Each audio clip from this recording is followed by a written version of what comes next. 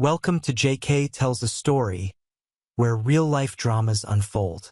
Sit back and enjoy today's tale. I might be the first betrayed husband in the history of failed marriages to actually send his wife's lover a thank you card. Honestly, I really did. I'm almost never ill, but there was a particularly nasty virus circulating around the tech startup where I was working one Tuesday morning, and I was displaying the symptoms rather vocally. So rather than infect the entire office, my manager sent me home. It was around noon, and I figured my wife Sophia could nurse me properly. Get me the chicken soup I needed, take my temperature, and generally fuss over me before putting me to bed. When I pulled onto the street of our downtown apartment building and approached the parking garage, I noticed a sleek silver Audi parked in the visitor's spot. I really didn't think anything of it at that particular moment. I couldn't think of anything except how awful I felt. The vehicle wasn't familiar, but that wasn't unusual in our busy urban complex. I went up through the main elevator, which opened directly into our penthouse foyer. There was no sign of Sophia in the kitchen or the front living area. At that point, a queasy feeling unrelated to the virus began to build in my gut, especially when I approached the back of the apartment where our bedroom was located and began to hear the telltale sounds of passion. I hesitated near the door, which was cracked ever so slightly, and peeked in. Well, of course, I saw Sophia on her hands and knees with some tall, athletic guy I'd never seen before kneeling behind her, making love to her with abandon. And was she ever loving it? "Oh God, don't stop," she wailed. "Come on, give it to me." The man grunted incoherently. I was looking at them from behind, and they were so wrapped up in what they were doing that they didn't see the door crack open further. My reaction was strange. Part of me obviously wanted to burst in there and break up their liaison, but another part of me was just numb. I should say here and now that I was not aroused. When you love someone for as long as I loved Sophia, the sight of that person cheating on you is not a turn-on if you're wired normally, and I was, and always had been, a person who took fidelity seriously. In the space of a heartbeat, the time it took Sophia and her boyfriend to climax violently, I had an epiphany, a moment of clarity when my future suddenly spread out before my eyes. I made a decision in that moment that my life was changing for the better. I took out my smartphone, pushed the door open wider, raised the phone with the camera mode on, and took about 4 really good pictures of the startled lovers. Having gotten visual evidence of my wife's adultery and that of her lover, I turned on my heel and walked briskly out of the apartment the same way I had entered. I stopped and grabbed a small toolkit on my way out of the building, then casually used it to deflate 2 of the tires on the Audi. I know it was childish, but it was the least I could do. Then I got in my Tesla and drove off, though not before jotting down the license plate number of the silver sports car. It was the first day of the rest of my life. As I drove more or less aimlessly through the San Francisco streets, I thought about what I just witnessed and realized that it had been brewing for a long time. I had no idea how long Sophia had been cheating on me, whether this guy was the first or just another in a string. It didn't matter because truthfully I didn't care. I guess at this point a little background is in order. My name is Nathan Chen, and at the time of the story, I was 38 years old and had been married to Sophia for exactly half that time. At one point we were passionately in love. Indeed, it was almost love at first sight. We met not long after I graduated from Stanford and started with a major tech company located in San Francisco. I had been raised in rural Oregon, and I had hoped to find something closer to the coast where I had surfed just about every year as a teenager. Sophia was from the city where we had lived the entirety of our married life. I honestly can't pinpoint when my marriage turned. It was a very long, very slow decline that wouldn't have been noticeable to an outsider, but it was there and I could sense it.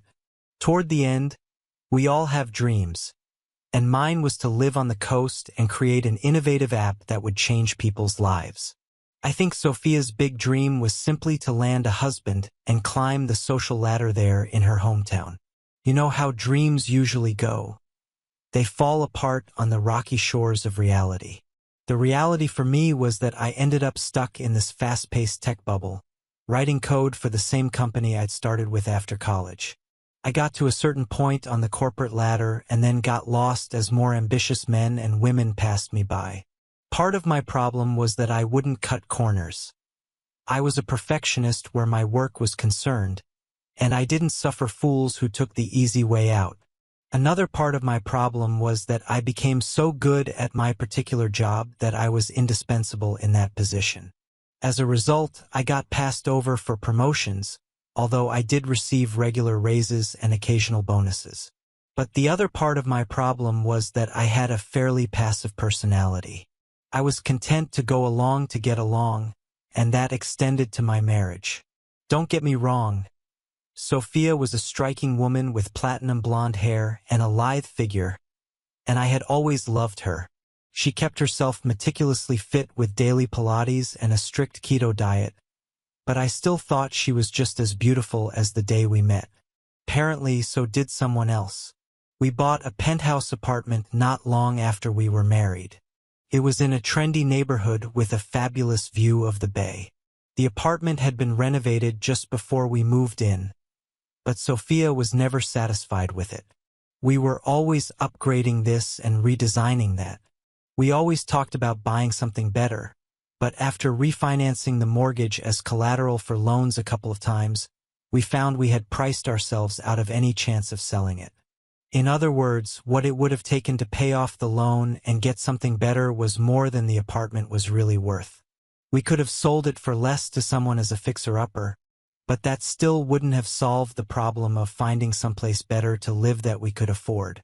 Then there was the problem with our children. 3 years into our marriage, we had a son, Liam. 4 years later came a girl, Emma. These kids were the poster children for why adults in the animal kingdom sometimes eat their young.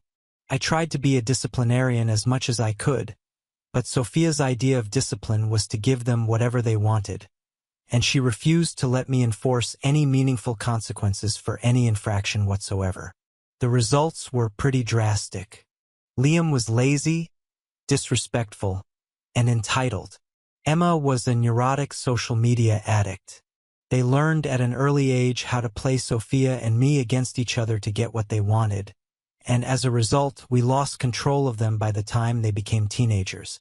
Liam was about to lose his 6th part-time barista job since he barely graduated from high school. Seems employers like for their workers to show up on time and in reasonably presentable attire. They're funny that way. He was living in a trendy micro-apartment in the Mission District with 3 of his slacker buddies, and I was pretty sure he was, at the very least, smoking pot and drinking a lot. Emma was about to flunk out of high school altogether because she couldn't keep her smartphone out of her hands long enough to pay attention to anything in class. She was also dating some pretentious art school guy with designer tattoos all up and down both arms.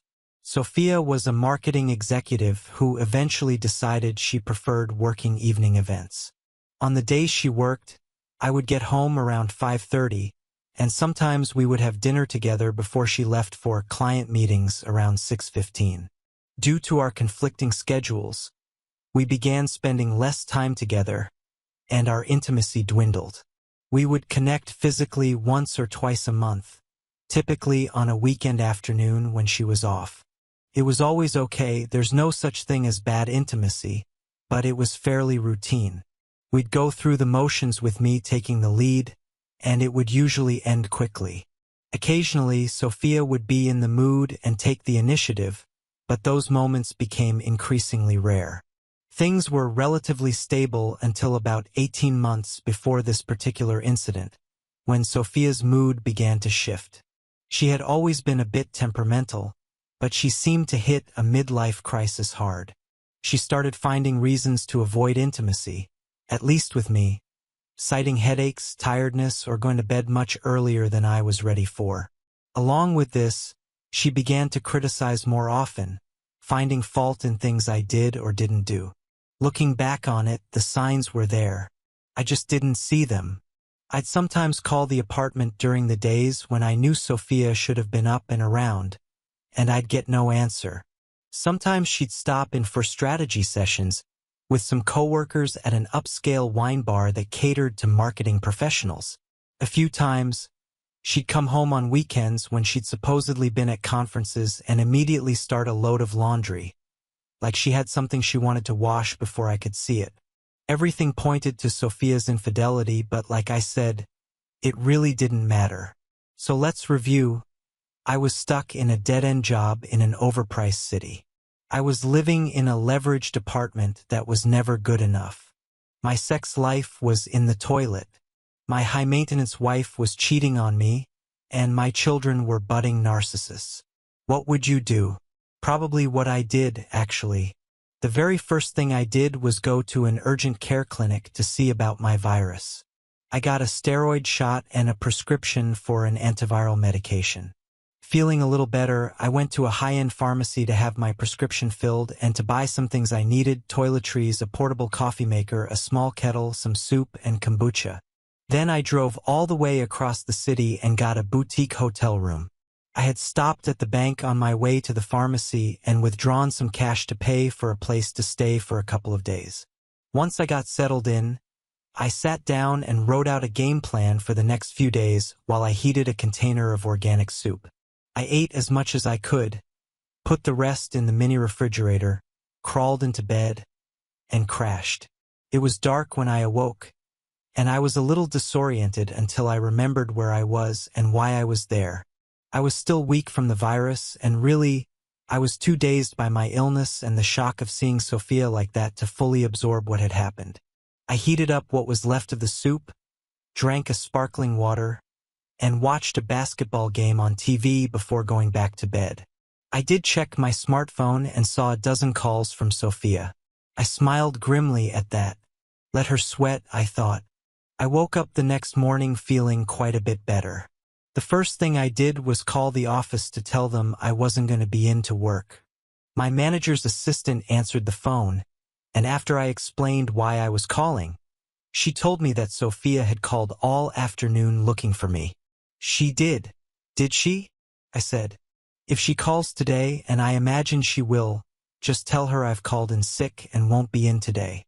That'll at least get her off your back. Nathan, where are you? She asked. Let me put it this way and see if you can figure it out, I said. I'm not at my apartment. I hung up. I had made it very plain that I no longer had a home. I had thought a lot about my course of action, and the more I thought about it, the better I liked it. I really couldn't be mad at Sophia.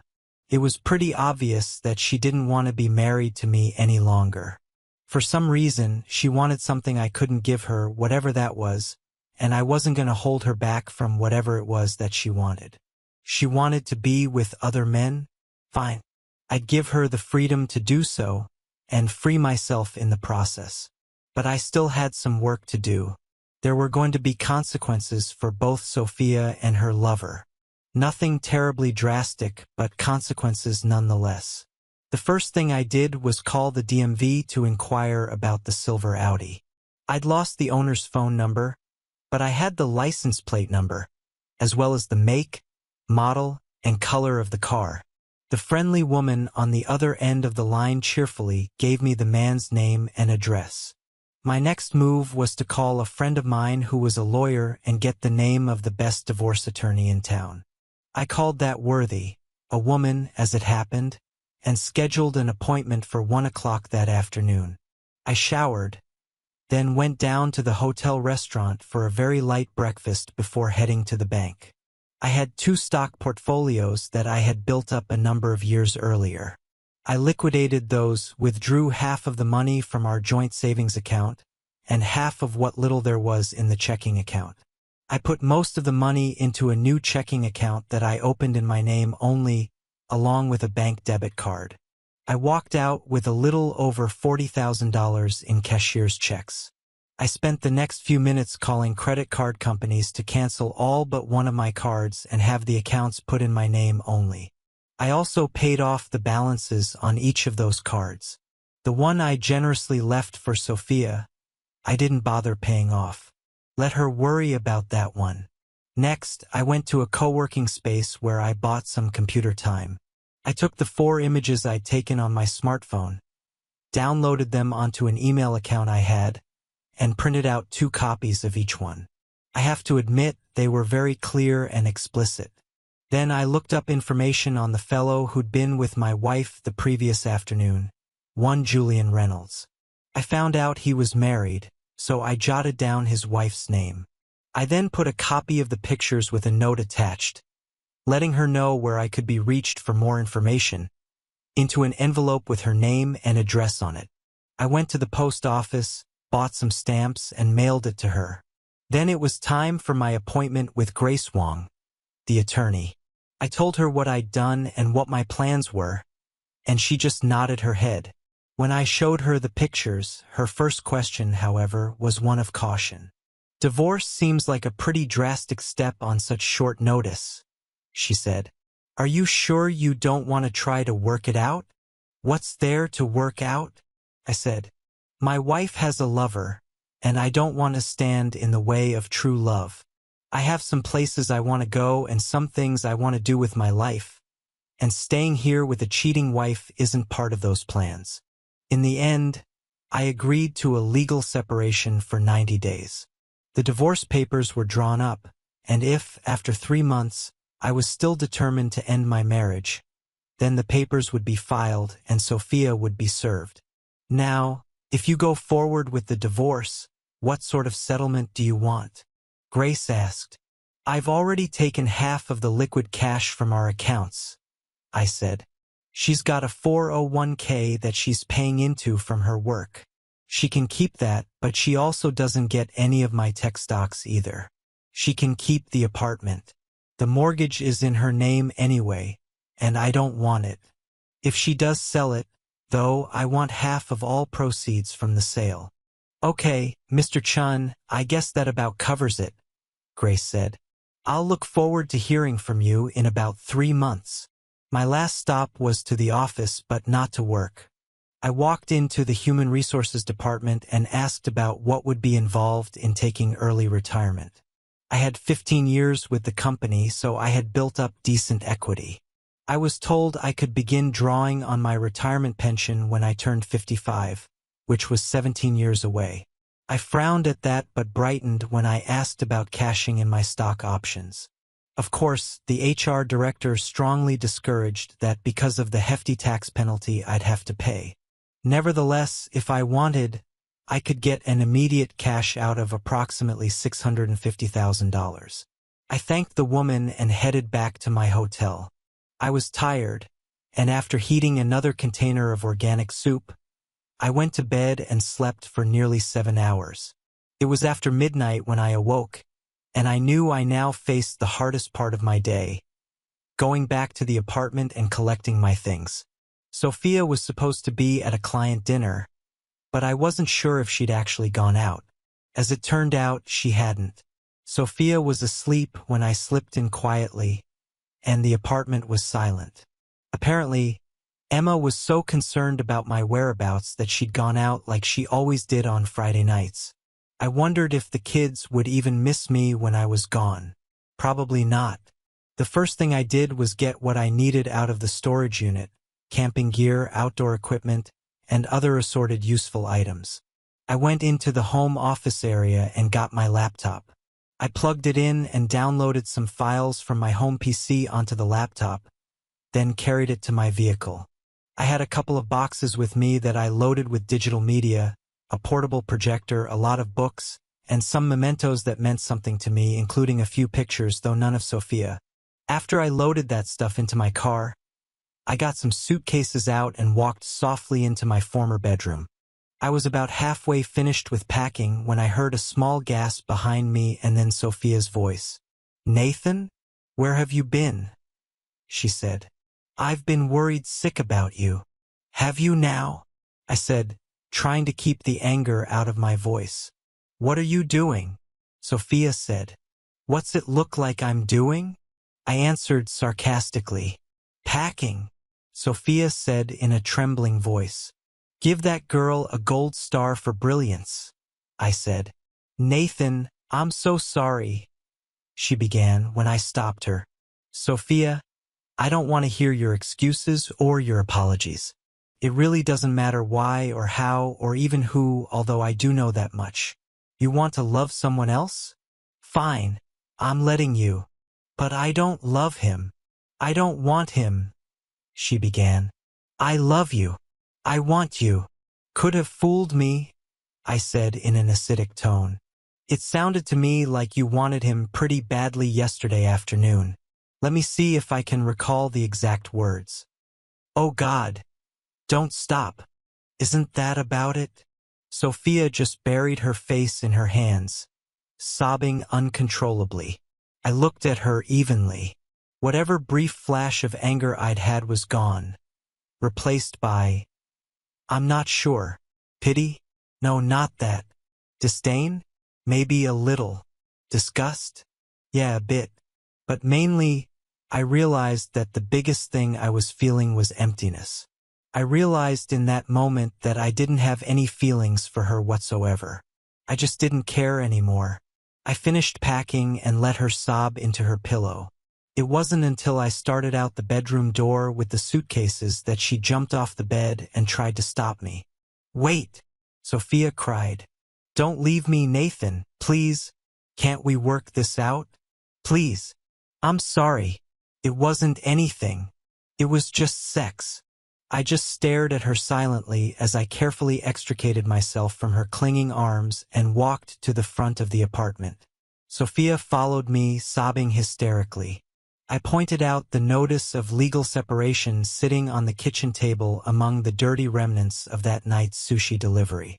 "I'll be back in 3 months, mid-July," I said.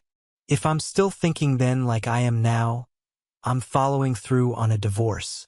I will let you know generally where I am, but I'm leaving, and I'm not sure yet where I'm going to be. Goodbye, Sophia. I'll see you around." "Nathan, no," Sophia cried as I walked out the front door with my suitcases. I didn't look back as I climbed into my Tesla and headed back across town to my hotel room. The next day was Saturday, so I slept in. When I got going, I packed up what I had in the hotel room and checked out. At $350 a night, the hotel was a little steep, and there was a place near my office that catered to visiting business people. They had long-term rates that were considerably cheaper than the average hotel. For approximately $150 a night, I rented a clean suite for 2 weeks that had a nice little kitchenette, high-speed internet, premium cable access, and a large television with streaming services if I was so inclined. I did sample the content being offered on the TV, but mostly I kicked back and indulged in basketball all weekend, doing absolutely nothing else. Then I went to work the next Monday morning. The first thing I did was walk into my manager's office and hand him my letter of resignation, effective in 2 weeks. Needless to say, everyone at the office was stunned. I'd been there so long and in the same job that I guess I'd become part of the landscape. My manager, for one, was in a panic. He spent the whole 2 weeks trying to talk me out of leaving, but I was adamant. On Tuesday of the first week, I got a call from my daughter. It was a rather enlightening conversation. "Daddy, why are you leaving us?" Emma asked. "You'll have to ask your mother that," I replied. "She said to ask you," Emma said. "Okay," I said. Thursday afternoon, I caught her in bed with some other man. I was sick with a virus, took off work early, and there she was. I've got the pictures to prove it. "Wow," Emma said. "I didn't think she had it in her." "Well, that explains why she's been so weepy. Daddy, she's a basket case. She just sits around crying and cursing herself. You know, she called in sick all 3 days this weekend. Look, tell your mother to get a grip on herself," I said through clenched teeth. "If she thinks she can guilt-trip me into coming back to her, she's very mistaken. I've already put in for my resignation, and a week from Saturday, I'm out of here. After that, what she does, what you do, and what your hipster brother does are none of my concern." "Well, I love you too, Dad," Emma cried. Hey, you never gave a flying fig about me before now. Why should you start now? I said. You're just afraid the gravy train's fixing to roll out of the station. That's not true, Emma said a little pensively. I need you. You're the only one in this family with any sense, and I don't know what's going to happen without you. Oh, I'm sure you'll manage, I said. Look, Emma, I'm sorry about what I said. That was mean of me. I'll be in touch, and I'll be home for Christmas. Okay? I love you. Really. I know, Daddy, she said with a sniffle. I love you too. Liam never did call. I had a pretty busy 2 weeks. Sophia tried to call any number of times, but after I hung up on her a few times, she got the message that I didn't want to talk to her. Her friends from work tried to get me to at least see her, but I refused, and I said so in pretty harsh terms.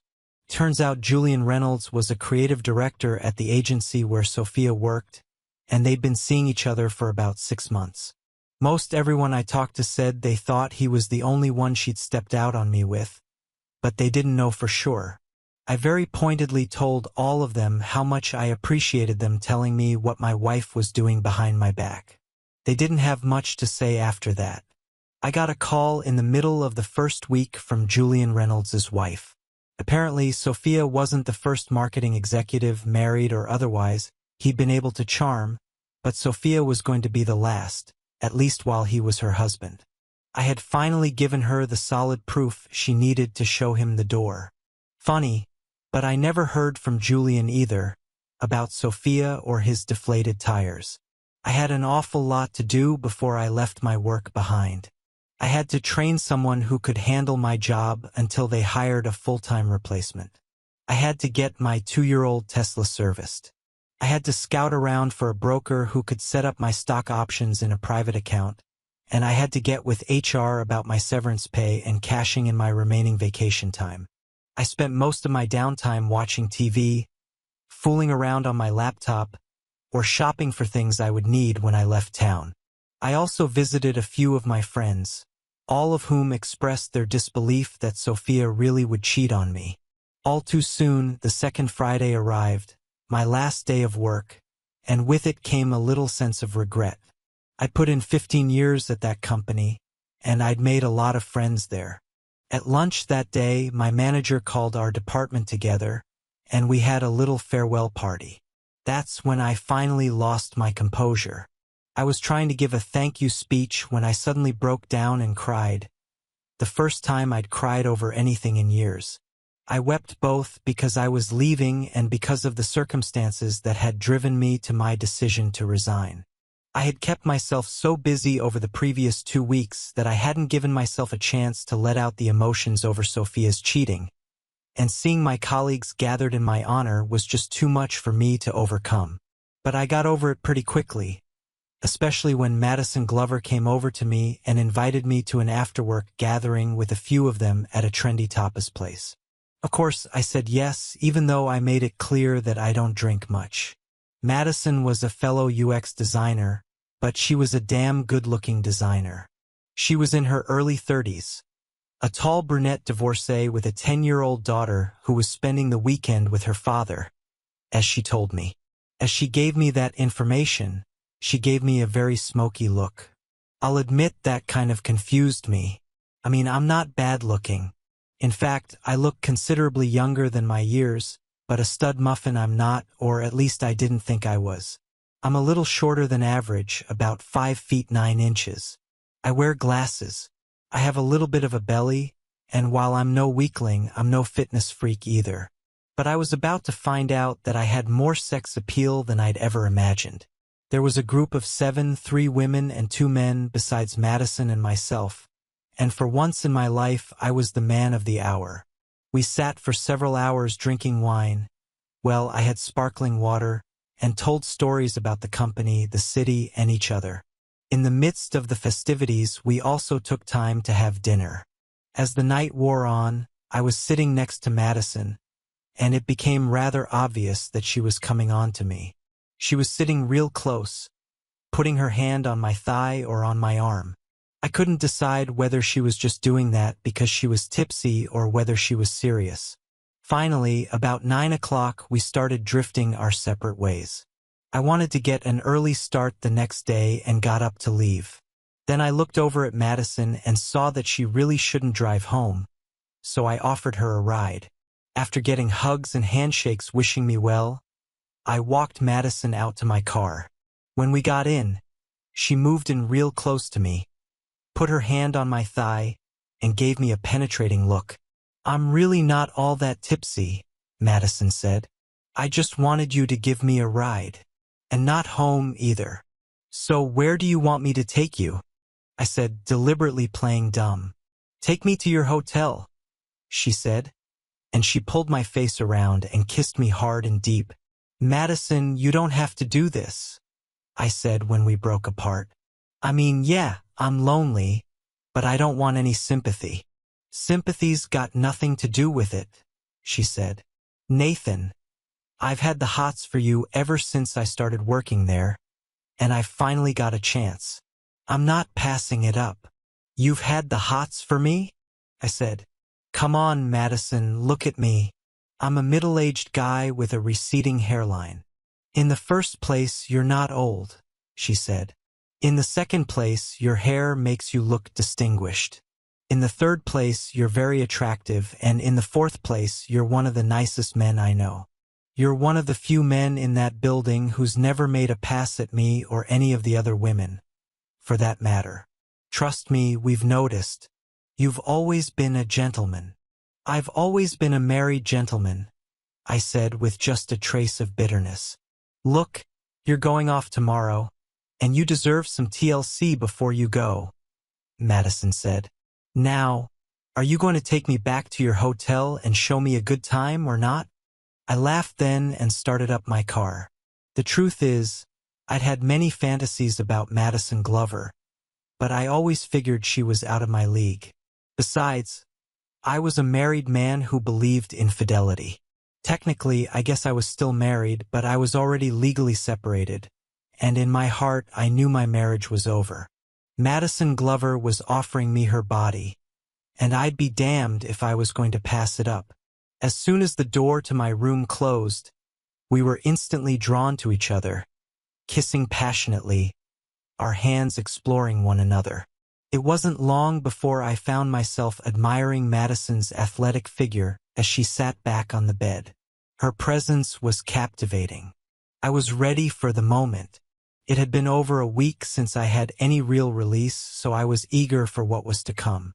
This experience felt different, though.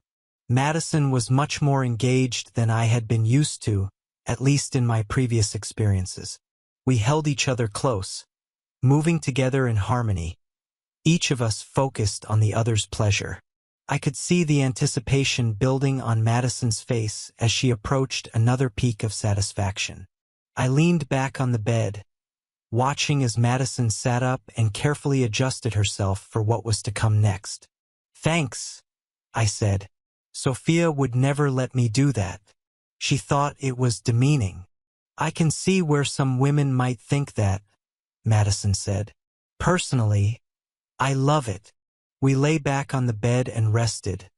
Then I made love to her again, this time a little more leisurely. After that, we fell asleep together. We made love one final time with the light of dawn filtering through the drapes. Then we got up, showered, and dressed. Madison helped me pack. Then I checked out and drove her back to where her car was parked. Before she left, she gave me a very soft kiss and then stared into my eyes. "Nathan, all I can say is your wife's an idiot," she said. "She doesn't know what she's thrown away." "Well, I guess sometimes you get used to someone and get in a rut," I said. "I probably let things slide too much from my side. You know how it goes." "Yeah, I guess I do," Madison said. "Nathan, I hope you find what you're looking for, but if you ever decide to come back here for any length of time, look me up. I guarantee I'll treat you a hell of a lot better than Sophia did." "Thanks, Madison," I said. "I'll stay in touch. You never know what's going to happen. You take care. Okay?" You too, she said. You be careful. And with that, I was off. I put my Tesla on Highway 1 headed south and didn't look back. I was off, alone, to travel the coast with no plans, no itinerary, no agenda. I had some places down the coast I wanted to see, some things I wanted to do, but I had no particular schedule. I would go wherever my nose led me. It was something I'd wanted to do for years, but had never been able to do. Either I couldn't afford it, I had family concerns, or work concerns. Now, I had none of those things holding me back. My first destination, however, was my old hometown in Oregon. I wanted to spend a few days with my folks, who were starting to get on in years, and I also wanted to see some old friends. I ended up seeing one I hadn't counted on, and it was a delightful experience. My parents were disappointed to hear that Sophia and I were splitting up, but my mom also said she wasn't surprised. She just hasn't seemed very happy the last few times you've been here, Mom said. The following Monday, I was in the local organic market picking up some supplies for my trip when I heard my name being called. I looked around, and a big smile creased my face as I saw a blast from my past. It was Mei Lin, a petite woman I went to school with. She was actually a year behind me, but we always seemed to have a class or two together every year, and we got to be friendly. At the time, Mei Lin was a hot number who was a little too fast for me, but time had slowed her down a bit. She had learned the hard way that the fast life wasn't always the good life, but time had still been generous to her because she was still a stone beauty. If anything, age had made her better looking than when she was in high school, soft-ening her features and adding a little padding in strategic places. She was petite, with glossy black hair and expressive amber eyes. Of course, her figure was still sexy. She had moved back to town after divorcing her second husband and was the owner of a small but thriving wellness spa not far from her son's family. We chatted for a few minutes, catching up on our lives. When I told her I was divorcing my wife, her eyes lit up. "I'm off tomorrow," she said in an inviting tone. "How would you like to have dinner with me?" "I'd love to," I said. "Any place in particular?" "How about my place?" she said. "It's been a while since I fixed dinner for a man, especially an old friend like you." I arrived at Mei Lin's place about 7 the next night to find her dressed in a fitted emerald dress with delicate straps and her face quite tastefully made up. My younger brother, who lives nearby, had given me a Viagra pill when I told him who I was seeing. He said I was going to need it, and it looked like he was right. I entered her small but impeccably decorated house and was greeted by the aroma of steamed dumplings cooking in the kitchen and other assorted Asian fusion treats being prepared for dinner. I was about to discover that Mei Lin was a terrific cook, but I also learned that she was a skilled conversationalist. While waiting for dinner to finish cooking, we sat in her living room, real close, and got caught up with each other's lives. She was very understanding about what had happened to me and also about what had happened to Sophia.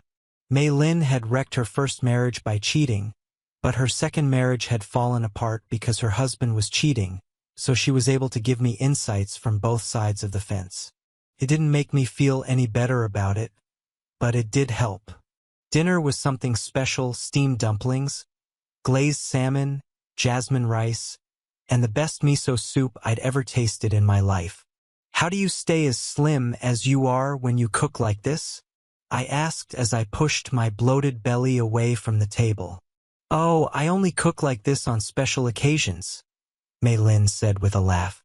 "If I ate like this every day, I'd be as wide as I am tall." We retired to the front room then and sat real close on the couch again. We talked for a bit, getting around to why she'd invited me over that night. "Because I wanted to do something I never got a chance to do when we were in high school," she said. "You were always so nice, so cute, so sexy, but I knew I could never have you then. Mama and Papa wouldn't have approved of me dating a white boy, you know. It's very ironic, very sad. They had no problem with me being with all these wannabe gangsters and tough guys as long as they were Chinese, but a nice white boy? Forget it. But you don't have that problem now, do you? I said as I brought my face real close to hers. We kissed then, and I lost myself in her full lips and active tongue. Mei Lin was acting like a hungry woman, a woman who hadn't had any in a while, which amused me. She got a little teary when I asked her how long it had been since she had a man. Too long, she said. When I came back here, I made a vow that I wasn't going to let my past trap me into stupid relationships. But memories die hard in a small town. If I had $5 for every time I've been propositioned in the past year by somebody I went to school with, I wouldn't have to work. That's why this is so special for me. You never looked down on me back in the old days, and you'd have never made an improper advance if I hadn't invited you here. I know you wouldn't. Doesn't mean I wouldn't have thought it, I said with a chuckle. Believe me, Mei Lin, I had a lot of fantasies in high school imagining myself with you. For some reason, that just melted her. She whispered something in Mandarin, and then was all over me, kissing me deeply and working her hands over my body. She quickly got my sweater off and the t-shirt I had under it, then attacked my pants.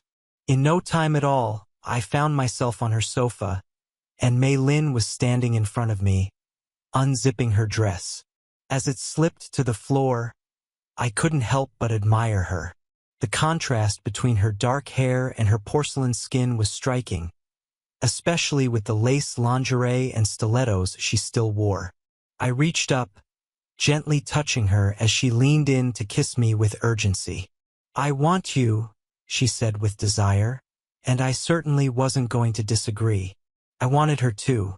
Hearing such words from a woman like Mei Lin, especially after my experience with Madison, gave me a significant boost in confidence, reaffirming that I still had plenty to offer.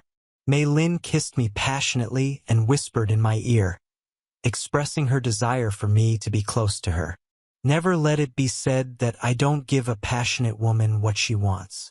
When I was satisfied, I lifted myself up, then collapsed onto the sofa and laughed in utter contentment.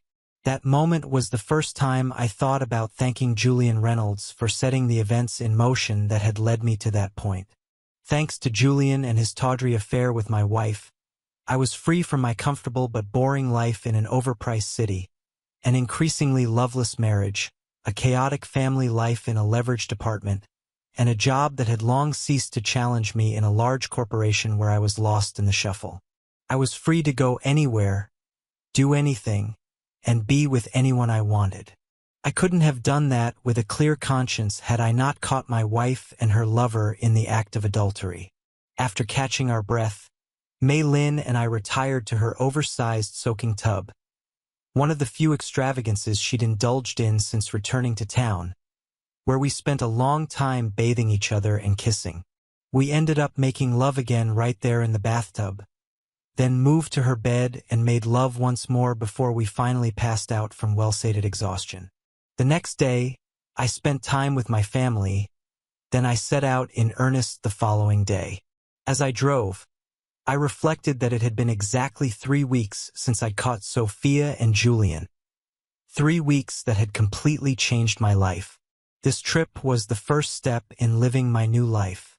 Over the next 3 months, I wandered the western half of the country, seeing places I had only read about. My first stop was Big Sur, followed by a couple of days exploring the beaches of Santa Barbara. I walked the shoreline and communed with the rhythm of the waves. After that, I drove to Monterey and stayed for a week and a half while touring the aquarium and the coastal highways. I had to laugh when I got my first look at the sea otters, thinking that they must be the most contented creatures on earth, floating on their backs without a care in the world. From there, I drove up to spend some time in Northern California, camping on the shores of Lake Tahoe. I had been there once before as a teenager at a tech camp in 1998. In fact, my fellow campers and I were among the few Americans who didn't see the first iMac unveiling because we were camped well away from televisions. While there, I hiked the trails and paddle-boarded on the lake, enjoying the fresh mountain air of the Sierra Nevadas. When I woke one morning in late May to unusually chilly temperatures, I knew it was time to move on to more temperate climates. I went to Seattle, then down the Pacific coast through Oregon to spend some time in Portland. Yes, I did sample some of the excellent craft beer the area produces before heading to Eugene for several days. After that, I visited an aging aunt and uncle in the San Diego area and achieved a long-held desire to see Stanford play USC at the Coliseum, one of the truly big rivalries in college football at one of the most historic stadiums in the country. I also spent a day at Ocean Beach, getting an eyeful of all the California hardbodies that hang out there wearing very little. While in a gift shop across the street from the beach, I saw a postcard and got the wicked idea of sending one to my wife and her lover. It showed for very nubile, scantily clad women with the heading that read, "Greetings from Ocean Beach." I wrote a note on each one thanking them for screwing around on me so I could take this trip, then sent one to the apartment for Sophia and one to the agency for Julian. That was the weekend before Memorial Day, and it was time for me to get to where I really wanted to go. My best friend from high school lived in Santa Cruz, a beautiful coastal town less than 2 hours from San Francisco. He and his wife had started a small tech startup and needed someone to help with UX design and other user experience-related tasks. It was perfect for me. He owned a small beach house that he'd been using as an Airbnb property where I could stay, and he offered a flexible work schedule that would allow me the freedom to go wherever I wanted, whenever I wanted. I had spent a lot of spare time on the road doing a lot of writing and had the makings of a pretty good book. I simply wrote about myself, my trip, and why I was doing it, along with other pertinent reflections. Once I completed my business with Sophia and settled in Santa Cruz, I'd have time to polish my work. It was all about the changes in a middle-aged life as a result of one disastrous event. I didn't know it that Monday when I headed back north toward Santa Cruz, but my life was about to change again in a completely unexpected way. I had been in Santa Cruz a couple of days when Allison, my friend Ryan's wife, announced that she had invited a friend of hers over to share Memorial Day dinner with us. "This woman lives alone," Allison said, "and doesn't socialize much, but I hate the thought of someone being alone on a holiday. So I had extended the invitation, and it had been accepted. Funny how life pivots on little decisions like that. Maybe I would have met Siobhan Murphy anyway once I moved to Santa Cruz. But who knows what might have happened in the interim. Perhaps she'd have decided to move on, or maybe someone else would have swooped in and swept her off her feet. I don't know. All I do know is that when Siobhan walked through the door of Ryan and Allison's house, my stomach did a shimmy, and before the day was out, I was determined to make her mine.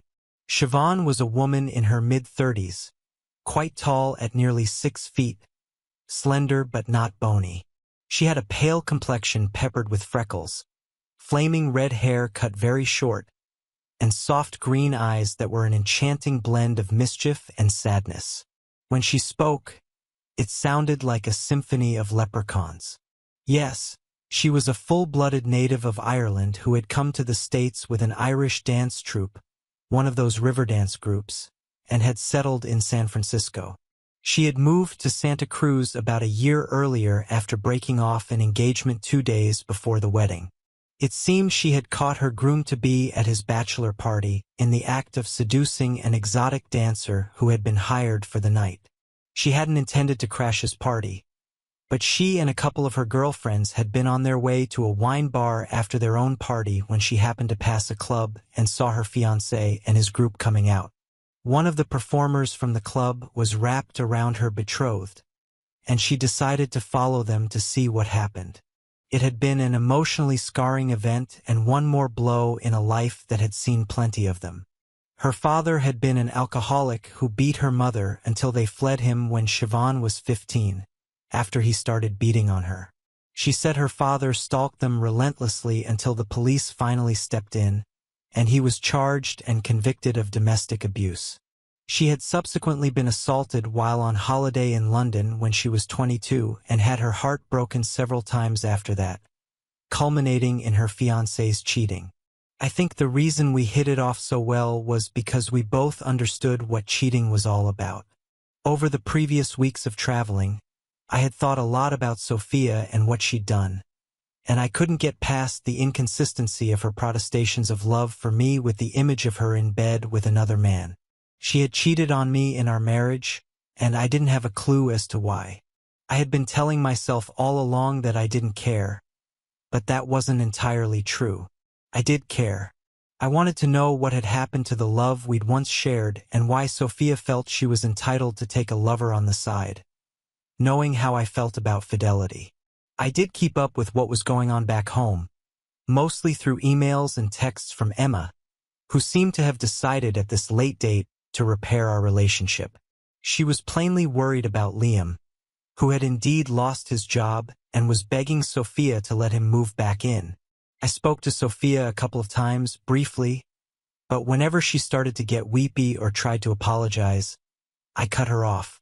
I did promise her that I would sit down and listen to her when I got back. It wasn't going to change anything, but I wanted to hear what she had to say. Nothing was going to change my mind. By then, I had made my decision on what I wanted, and I wanted to live in Santa Cruz. As a result, I spent 3 weeks getting settled in my new home and helping Ryan and Allison with their business. I was also spending a lot of time with Siobhan. We talked long and deep on Memorial Day night about everything, to Allison's amazement and delight. When I walked with her out to her car, we looked at each other and kissed. There wasn't a lot of passion in it, but there was a lot of promise. Over the 3 weeks I was there before returning to, or rather, my soon-to-be former home, we dated probably a dozen times and grew more intimate.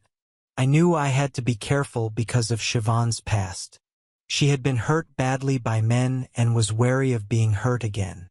But the more I got to know her, the more I realized that despite her history, she was a woman with a passionate nature. She was a dynamite kisser, with lips that were just full enough to enjoy and a tongue that knew what it was doing. Waiting was excruciating because the more time I spent with Siobhan, the more I wanted her. She was so vibrant, so sensual, and, yes, so vulnerable. But I understood her need to be cautious and respected her desire to take it slow. My patience was rewarded the weekend before I was scheduled to head back to finalize my business with Sophia. Ryan and Allison wanted me to get a real taste of California coastal living, so they planned a 4-day wine country trip. There's a nice winery right outside Santa Cruz at Bargetto, but they wanted me to enjoy the whole Napa experience. They pulled some strings with a friend of theirs in the hospitality business who helped us get a nice 2-bedroom villa in Sonoma, about 90 miles away. I was having dinner with Siobhan one night a few days before we were to leave when the subject of the trip came up, and she asked what she should bring. I just kind of stared at her, and she gave me a Mona Lisa smile. "You knew I was going, didn't you?" she said. "I was hoping, but I didn't know if it was my place to invite you or not," I said. "You know the villa only has 2 bedrooms, she said. "Is that a problem? Is it a problem for you?" I asked, taking her hands and looking deep into her eyes. "Not at all," she said. "I've known since the first day I met you that you were the one I'd been searching for all my life. I see your heart. You're a good man, Nathan, and you deserve to be happy. I think I can make you happy." Did she ever? We drove up to Sonoma on a warm, clear Thursday morning. The early summer sun had been golden in the wine country, so we figured the tours would be perfect, and they were. I had been wine tasting once before, a long time ago, when a group of us from college spent a weekend in Napa. Siobhan had been several times as well, with her dance troupe during their California tours. Despite that experience, Siobhan and I took the 1-day wine appreciation class that was recommended before we tackled the vineyards on our own. Once we'd been taught the basics, she and I had a blast going from one tasting room to another. We prudently avoided the heavily commercialized wineries, but we did try a few of the boutique vineyards and found we could appreciate them with a fair bit of sophistication. It was bracing to spend time in the wine country with a woman I had come to care about quite intensely. I wasn't sure yet if I was in love or if she was in love with me, but we liked each other a lot and were comfortable in each other's company. We ended that first day pleasantly buzzing but not drunk, tired but energized. It was the good kind of tiredness that comes from having a lot of stimulating experiences. The four of us ended up at a nice farm-to-table restaurant for our post-tasting dinner, and we toasted our rapidly cementing partnership in every sense of the word. When we got back to the villa, I showered and then sat back on the plush king-sized bed with a book I'd been reading while Siobhan took a long bath. I was toying with the idea of joining her but decided not to be pushy. I wanted her to make the first move. I'm glad I did. She came into the bedroom smelling like lavender blossoms, clad in a long, moderately heavy robe. She stood just inside the door and smiled at me. Slowly, she undid the sash of the robe and let the sides fall open. "See anything you like?" she said, her soft Irish brogue sounding ever so sexy. I just nodded as I feasted my eyes on Siobhan's tall, trim body. I rolled off the bed and approached her, my hands gently caressing her as we came together, sharing a slow, smoldering kiss that grew in intensity. It felt like we were in a dream as I softly ran my hands over her body while she removed my t-shirt and lowered my pants. We moved to the bed and lay down, our bodies naturally coming together. Our hands found each other, and unlike my previous encounters, there was no urgency, just a sense that we had all the time in the world to explore and cherish each other. We kissed again, and this time, when we pulled apart, Siobhan gently pushed me onto my back and began a slow, sensual journey down my neck to my chest. Her touch was so deliberate, so intimate, that it drove me to the edge. I wanted to love this woman completely. We kissed again, this time with more passion. I gently rolled her onto her back. The sight of Siobhan Murphy waiting expectantly is something I'll never forget. She lay back on the bed, her eyes filled with desire, as I began to make love to her. I took my time, wanting us to reach that moment together. We clung to each other, kissing wildly, and it felt like we would never stop. But eventually, we did, and we slumped together in contented exhaustion, letting out a collective sigh. Siobhan and I laughed softly, contentedly, as we slowly drifted down from the orgasmic clouds. We held each other and slowly drifted off to sleep, spending the first of what I hoped would be thousands of nights together. The whole trip went like that. We tried just about every boutique winery in the valley, explored the shops and cafes of downtown Sonoma, and made love every night after we got back to the villa. By the time we returned to Santa Cruz, we knew it was love. On the Tuesday before the 4th of July, I packed my Tesla with a few suitcases and presents for everyone, then headed back to San Francisco for a few days. I went by way of my folks' house in Oregon but didn't linger. I did visit Madison to give her a thank you gift, but I didn't sleep with her. I told her I'd found someone in Santa Cruz that I wanted to commit to, and she smiled as she said she understood. "I'd have expected nothing less from you," she said.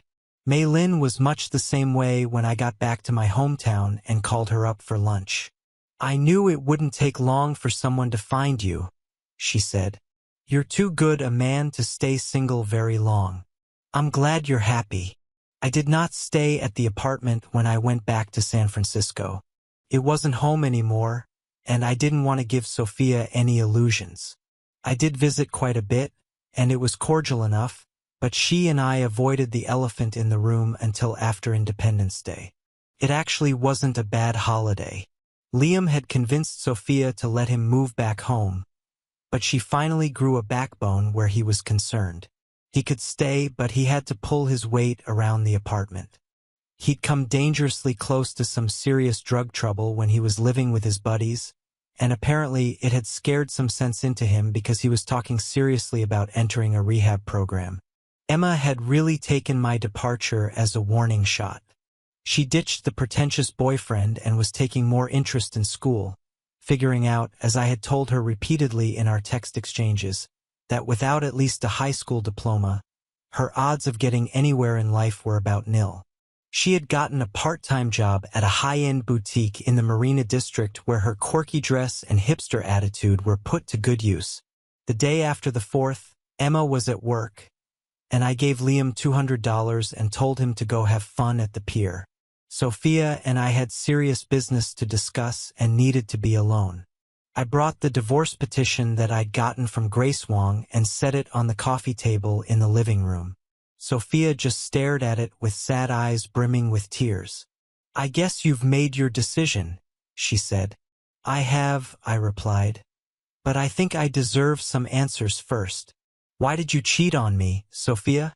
I know we had problems in our marriage, but if you'd been open about it, we might have worked through those problems."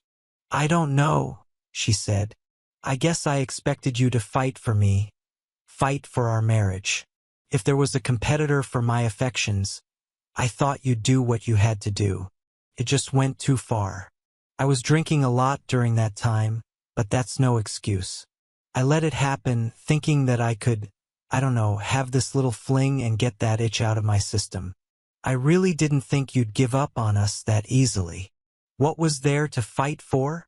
I said softly. "You were criticizing all the time. Liam was one step away from jail. Emma was a social media influencer waiting to happen. The apartment was leveraged to the hilt. Work was boring. And then you started cheating on me. Honestly, what was there to fight for? And that still doesn't answer the question of why you decided to sleep with another man behind my back and then kept sleeping with him for 6 months. That's something I just can't get my mind around." "A new experience," Sophia said. "It was a jolt of excitement in a boring life. I guess I just needed something more. But Nathan, you have to believe me. I've never stopped loving you. You were always the number one man in my life, and you always will be." "I don't doubt that," I said. "Although I'm having some trouble believing you loved me when you were entertaining Julian, especially when you were finding excuses not to be intimate with me. I may have been the number one man in your life, like you say, but you were still paying a lot of attention to number two." "I'm so sorry about all of that," she said in a very small voice. "I guess I lost track of what was really important." "So, do you hate me, then?" "No, of course not," I said. "We had 19 years together, and a lot of them were good years. You're the mother of my children, bless their hearts, and I think, in the main, you're a decent person who got confused and made a costly mistake." "No, I don't hate you, Sophia, but I don't love you anymore. That died the day I walked in on you and your lover. Maybe we just drifted apart, and Julian saw an opening. Actually, I owe you my thanks.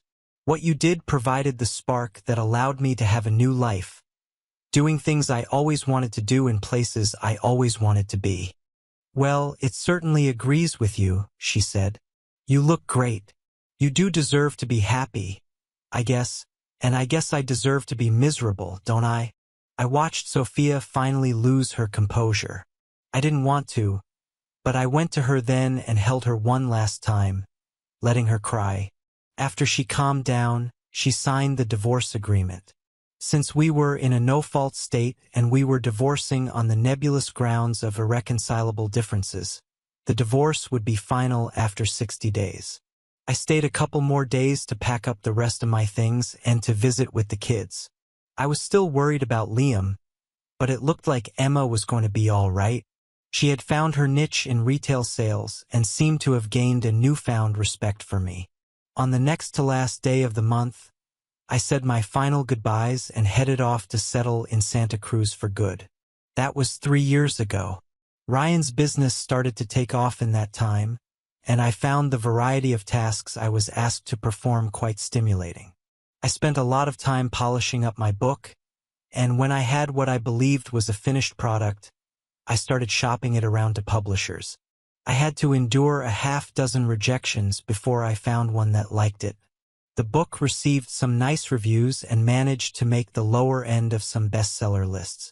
It's on its 3rd printing and still sells modestly. I'm working on a second book, a novel about Silicon Valley, and I have a computer full of odds and ends, essays and ramblings that I may or may not ever get published. It doesn't matter. I'm expressing my creative side in a way I never did before. Siobhan and I fell deeper in love, and 8 months after we met, we were married in a small ceremony in Santa Cruz. Emma came out for the wedding, and she and Siobhan became friendly. Emma was promoted to assistant manager of the store where she'd been working and seems to be doing well. A year ago, I was blessed with another child when Siobhan delivered a baby girl. You cannot fathom how much I appreciate a second chance at fatherhood. Sophia hasn't remarried, although she does date some. She's filled her life with working on seriously renovating the apartment, which gives her something to occupy her time when she's not working. We stay friends and still talk occasionally, mostly about what to do with Liam. His commitment to sobriety didn't take, and he fell deeper into the spell of drugs. He's currently in a court-ordered rehab after being arrested for dealing Adderall with his old roommates. Our relationship blows hot and cold, but at least we have one. There are those who say adultery is a devastating thing that destroys lives, and I guess in one sense that may be true. It certainly destroyed my old life, but out of the bitter ashes of that cheating came a new, far better life for me. I'm living the life I always dreamed about when I was growing up, in a place where I always wanted to be. That would not have happened had I stayed married to Sophia. She did me a favor when she started cheating on me, and as a result, I was liberated to follow my own path.